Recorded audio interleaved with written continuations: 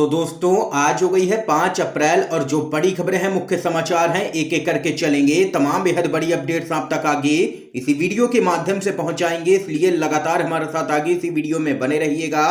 तो वहीं दोस्तों, खबरों की तरफ चलने से पहले आप लोगों से एक छोटा सा निवेदन है कि अगर आप लोग भी खुलकर के देश भर में नफरत फैला रही गोदी मीडिया का बहिष्कार करते हैं, विरोध करते हैं, तो अभी इस वीडियो को लाइक कीजिएगा, चैनल को फ्री में सब्सक्राइब करके बेल के आइकन को जरूर दबाइएगा दोस्तों, और कमेंट बॉक्स में कमेंट करना बिल्कुल भी मत भूलिएगा।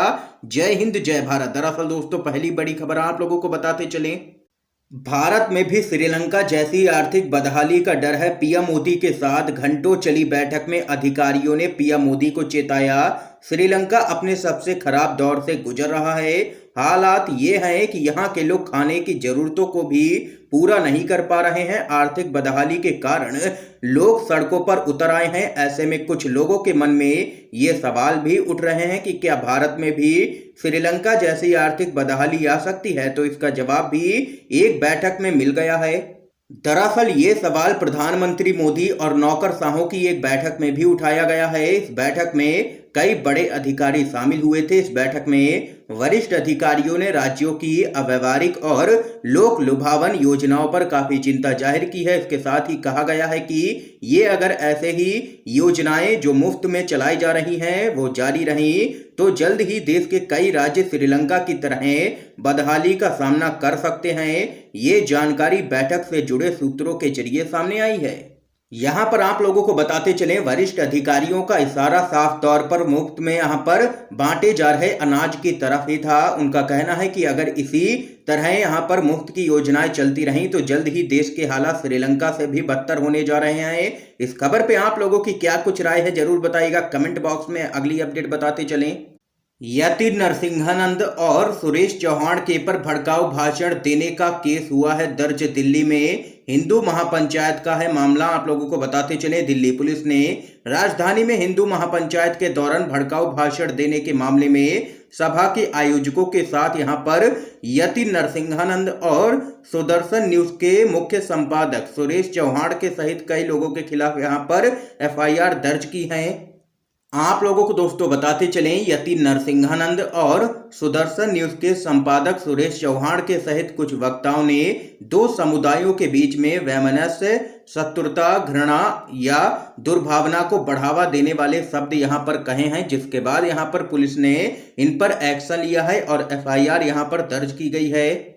इस बीच एक और अपडेट आ रही है सामने दोस्तों, चुनाव हारने से कांग्रेस खत्म नहीं होती है। इलेक्शन तो इंदिरा गांधी भी हार गई थी, बोले अशोक गहलोत। आप लोगों को दोस्तों बताते चलें, राजस्थान के मुख्यमंत्री अशोक गहलोत ने राहुल गांधी और कांग्रेस पार्टी की जमकर के तारीफ की है।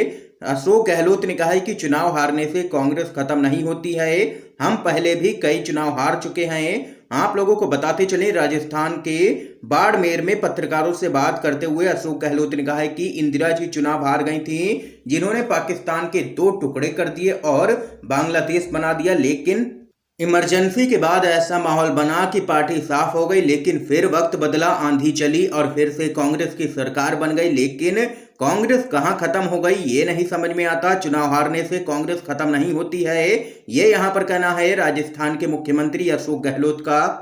इसके साथ ही सीएम अशोक गहलोत ने आगे कहा है कि आरएसएस बीजेपी के लोगों ने साजिश करके विद्वान मनमोहन सिंह जी को बदनाम किया और उसमें कामयाब हुए। रामदेव पहले क्या बोलते थे और अब क्या बोलते हैं सबको पता है। बीजेपी वाले बोलते थे कि अच्छे दिन आएंगे, काला धन लाएंगे, 2G और कोलगेट घोटाले का आरोप लगाते थे, लेकिन एक भी आदमी को इन्होंने पिछले 8 सालों में जेल में नहीं डाल पाया है, क्योंकि कोई भी घोटाला हुआ ही नहीं था। यह सब कुछ भाजपा के द्वारा साजिश रची गई बदनाम करने की कांग्रेस पार्टी को। ये यहाँ पर जोरदार हमला किया गया है राजस्थान के मुख्यमंत्री अशोक गहलोत की तरफ से। एक और बड़ी खबर जान लेते हैं, पश्चिम बंगाल की मुख्यमंत्री ममता बनर्जी बोली, भारत की आर्थिक हाल श्रीलंका से भी बदतर है, केंद्र को दे दी है नसीहत। आप लोगों को बताते चलें, पश्चिम बंगाल की मुख्यमंत्री ममता बनर्जी का कहना है कि भारत की आर्थिक स्थिति श्रीलंका से भी ज्यादा खराब है। उन्होंने इस परेशानी पर चर्चा करने के लिए केंद्र सरकार से सर्वदलीय बैठक बुलाने की अपील की है। इस दौरान उन्होंने पेट्रोल डीजल की कीमतों में लगातार हो रहे इजाफे पर केंद्र सरकार से सवाल किया है। खास बात है कि श्रीलंका के राष्ट्रपति गोटाबाया राजपक्षे की सरकार अब तक के सबसे बड़े आर्थिक संकट का सामना कर रही है। उन्होंने इसके साथ ही कहा है कि भारत की आर्थिक स्थिति काफी खराब है।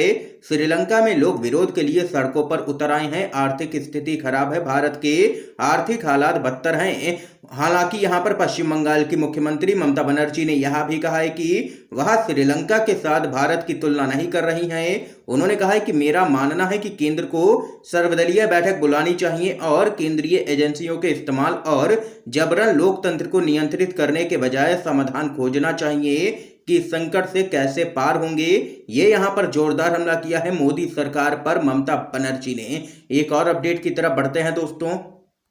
मोदी सरकार ने पिछले 8 सालों में जनता के 26.5 लाख करोड़ रुपए पर डाला है डाका, अधीर रंजन चौधरी का बड़ा आरोप। जी हां दोस्तों, कांग्रेस के नेता अधीर रंजन चौधरी ने कहा है कि मोदी है तो मुमकिन है को मोदी है तो महंगाई है कर देना चाहिए। पेट्रोल डीजल और सिलेंडर के अलावा खाद के दाम भी बढ़ गए हैं। हमारी आवश्यक दवाइयों के भी दाम बढ़े हैं और सरकार कहती है कि इन दवाइयों पर उसका कोई भी नियंत्रण नहीं है, यानी कि इन दवाइयों के रेट कभी भी बढ़ सकते हैं।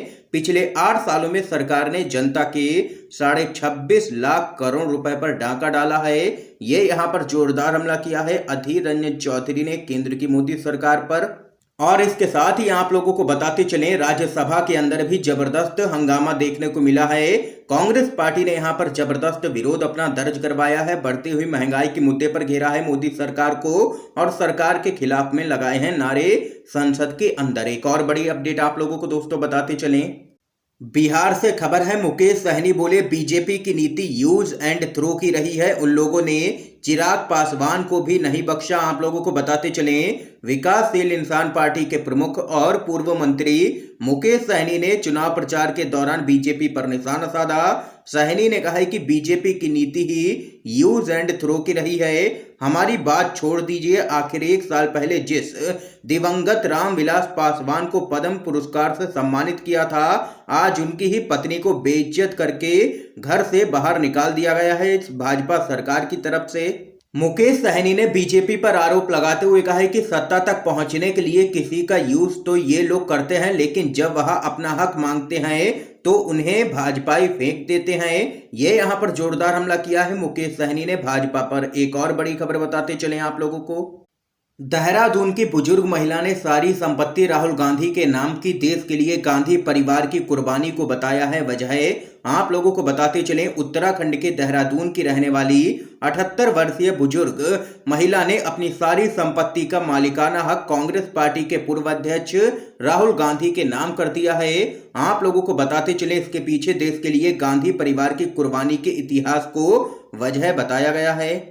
बुजुर्ग महिला पुष्पा मुंजियाल का कहना है कि गांधी परिवार ने देश की आजादी से लेकर के अब तक आगे बढ़कर के देश के लिए अपनी सर्वोच्च कुर्बानी दी है और इस समय देश को राहुल गांधी की बहुत जरूरत है। ये यहाँ पर कहना है इस बुजुर्ग महिला का। एक और बड़ी अपडेट आ रही है सामने।